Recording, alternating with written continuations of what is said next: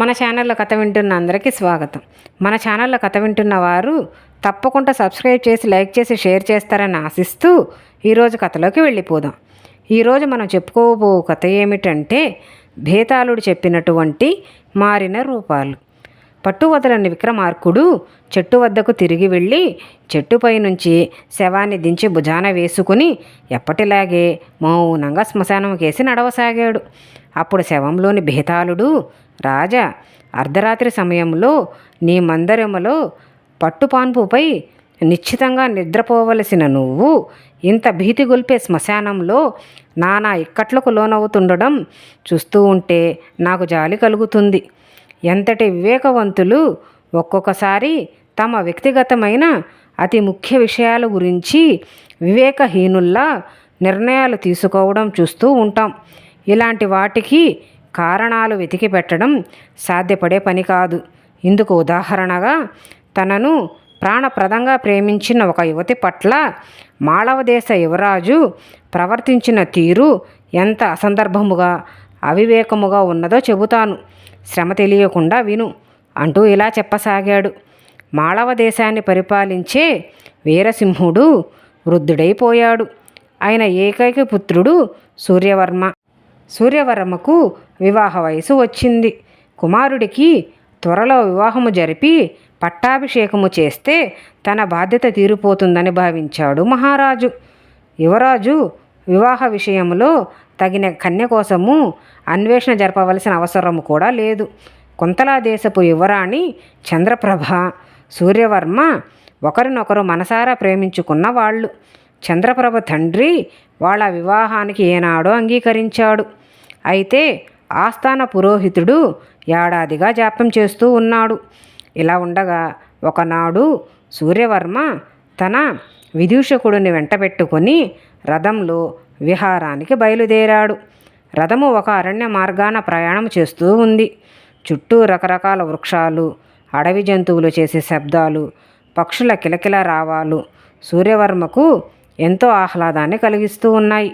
మధ్య మధ్యన విదూషకుడు తన చలోక్తులతో అతడిని నవ్విస్తూ ఉన్నాడు. ఈ విధముగా సూర్యవర్మ సూర్యాస్తమయం వేళ వరకు అరణ్య మార్గములో తిరిగి చీకటి పడుతుండగా సారథిని రథము వెక్కి వెనక్కి తిప్పి రాజ్యానికి బయలుదేరమని ఆజ్ఞాపించాడు. సారథి బాగా చీకటి పడకముందే నగరము చేరాలని అశ్వాలను గట్టిగా అదిలించాడు. అవి వాయువేగంతో ఎత్తుపల్లాలు ఉన్న అరణ్య మార్గాన పరిగెత్తసాగాయి. ఇంతలో హఠాత్తుగా మార్గానికి కొద్ది దూరం నుంచి ఏనుగుల ఘింకారాలు వినిపించాయి. అవి వింటూనే రథస్వాలు రెండూ బెదిరిపోయి రథాన్ని మార్గము నుండి పక్కకు లాగి చెట్ల మధ్యగా తమకు ఇష్టం వచ్చినట్లు పరిగెత్తసాగాయి. సారథి వాటిని అదుపు చేయలేకపోయాడు. సూర్యవర్మ, విదూషకుడు ఆ ఆకస్మిక పరిమాణానికి నిశ్చేష్టులయ్యారు. కొంతసేపటికి తేరుకుని రథము నుండి కిందకి దూకడము క్షేమము కాదు అని ఆలోచిస్తున్నంతలో రథచక్రము ఒకటి చెట్టు బోదెను ఢీకొనింది.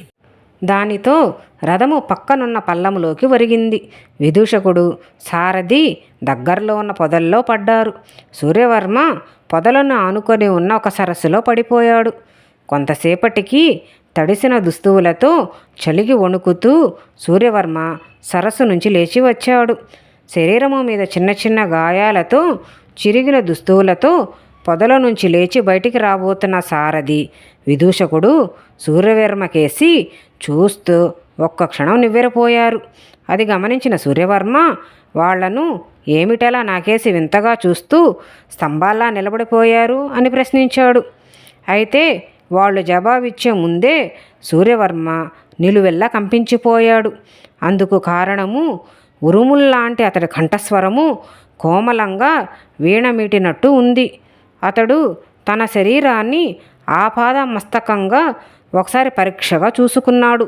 చీర, రవిక, చేతులకు గాజులు, కాళ్లకు అందెలు చేసిన సాముగరిడీల వల్ల ఉక్కులా ఉండే అతడి శరీరము ఎంతో సుకుమారంగా మారిపోయింది.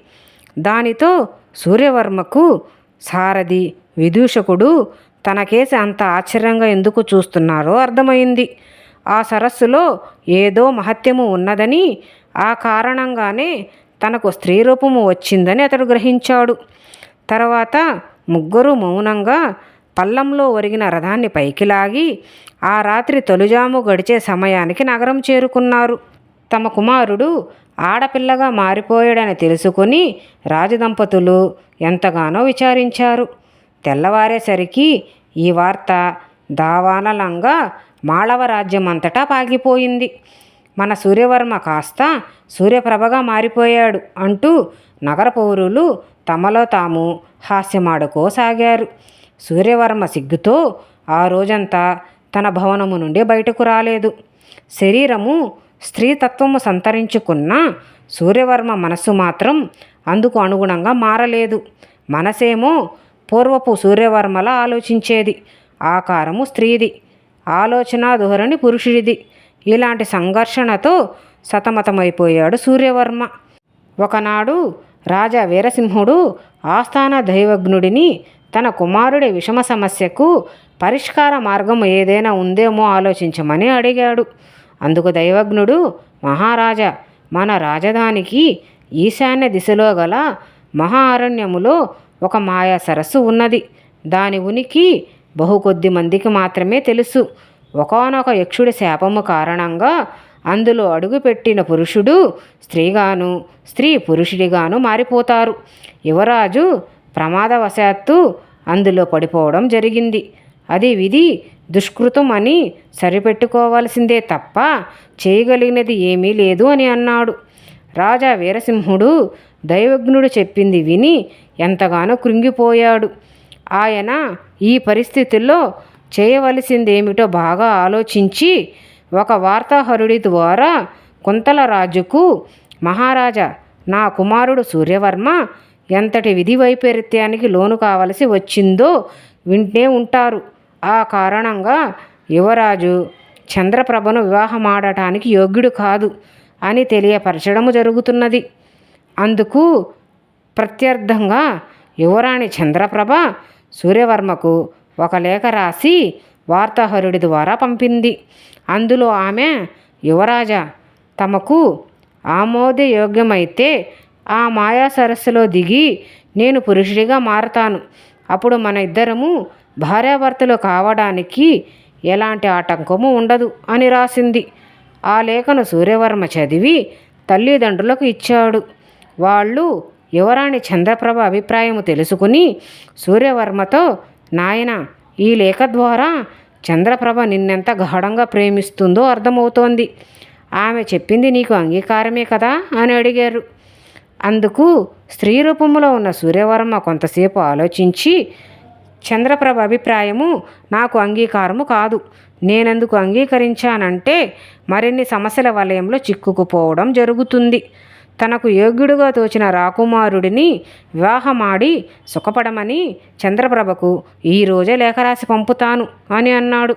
బేతాళుడి కథ చెప్పి, రాజా, సూర్యవర్మ ఇలాంటి నిర్ణయం ఎందుకు తీసుకున్నాడు? కార్యకారణం సంబంధాలను వెతక చూడడం వృధాశ్రమే అవుతుంది కదా. అలా కాదనుకుంటే అతడు కించిత్ వివేకము కూడా లేని అహంభావి అని సరిపెట్టుకోవచ్చా? పురుషుడుగా మారిన చంద్రప్రభకు తాను భార్యగా అణిగి మణిగి ఉండవలసి వస్తుందన్న ఆలోచన అతడిలో మితిమీరిన అహాన్ని రేకెత్తిస్తుంది. ఒకవేళ అతడు చంద్రప్రభను ప్రేమించిన మాట నిజమే అయితే మరొకరిని వివాహమాడమని ఆమెకి లేఖ రాయలేడు కదా. ఏది ఏమైనా సూర్యవర్మ ప్రవర్తన వివేకహీనముగా, అసందర్భముగా లేదా? ఈ సందేహాలకు సమాధానం తెలిసి కూడా చెప్పకపోయావో నీ తల పగిలిపోతుంది అని అన్నాడు. దానికి విక్రమార్కుడు, సూర్యవర్మ నిర్ణయానికి మూల కారణం గ్రహించటము సులువైన పనే. దాని కార్యకారణ సంబంధాలు తెలుస్తూనే ఉన్నవి. స్త్రీ రూపముతో పురుషుడి మనస్సుతో జీవించడం అంటే ఎంతటి చిత్రహింసకు గురి కావలసి వస్తుందో అతడికి బాగా తెలుసు. ఒకవేళ యువరాణి చంద్రప్రభ సరస్సు దిగి పురుష రూపంలోకి మారినా ఆమె కూడా తనలాగే మానసిక యాతనకు గురి కావలసి వస్తుందని చంద్రప్రభను ఎంతగానో ప్రేమించిన సూర్యవర్మ జీవితాంతం ఆమెను అలాంటి బాధకు గురి చేయలేక ఆ నిర్ణయానికి వచ్చాడు. ఆ కారణంగానే అతడు ఆమె సలహాను తోసిపుచ్చాడు. అంతే తప్ప ఆ నిర్ణయములో అవివేకము గాని అసందర్భము గాని పురుషహంకారము గాని ఏమీ లేదు అని అన్నాడు. రాజుకు ఈ విధంగా మౌనభంగము కలగగానే బేతాళుడు శవంతో సహా మాయమై తిరిగి చెట్టెక్కాడు. ఈరోజు కథ విన్నారు కదా. రేపు ఇంకొక మంచి కథతో మళ్ళీ కలుద్దాం.